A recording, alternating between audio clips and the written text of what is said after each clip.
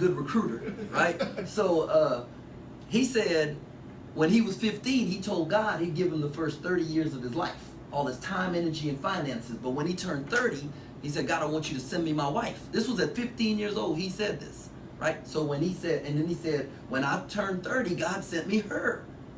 And I was like, man. So that night, I said, God, I'm going to give you my time, energy, and finances. When I turn 30, I want you to send me my wife.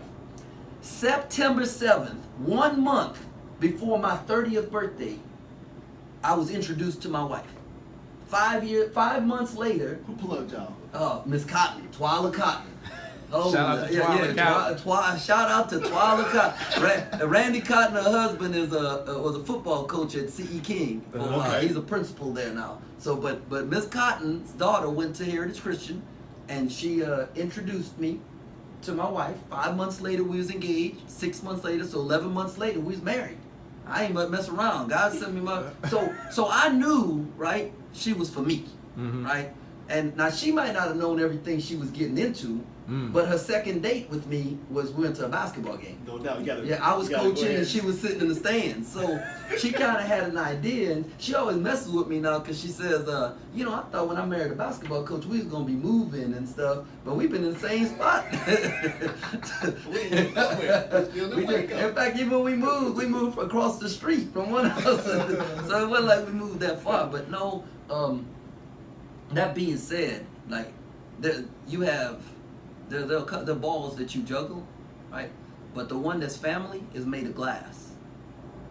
If that thing hit the ground, it's breaking, right? And the one at work, all praises to do. Hey, the one at work that's rubber. It'll bounce. So if you're gonna drop one, drop work.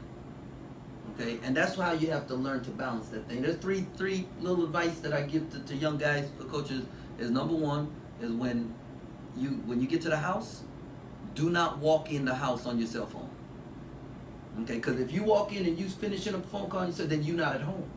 So finish that cell phone call out in the driveway or park down the street. Do whatever you have to do, but do not walk in the house on your phone. When you home, be home, and be excited to be home.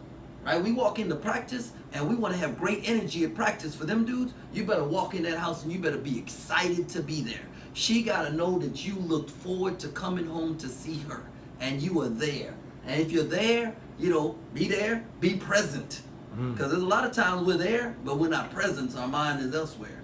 You know, and when the NCAA changed the rules that we could call people back, unlimited phone calls and that kind of stuff, that really helped improve our quality of life. You know, just that, you know, I could play catch with my son and the phone ring, I don't have to have the phone with me. I could leave it inside. You know, and finish playing catch with him, or do that, and then call that kid back. So that's really helped. But you know, I mean, you can't walk in your house on the phone. You got to be present. You got to walk in with some energy. You know, and then when you're there, you got to be present. And it's not about the quantity of time. It's about the quality of time. And so you know, it's work though. It's work. It ain't easy. And like we tell our guys, if it was easy, everybody would do it. No doubt. But, you know, so.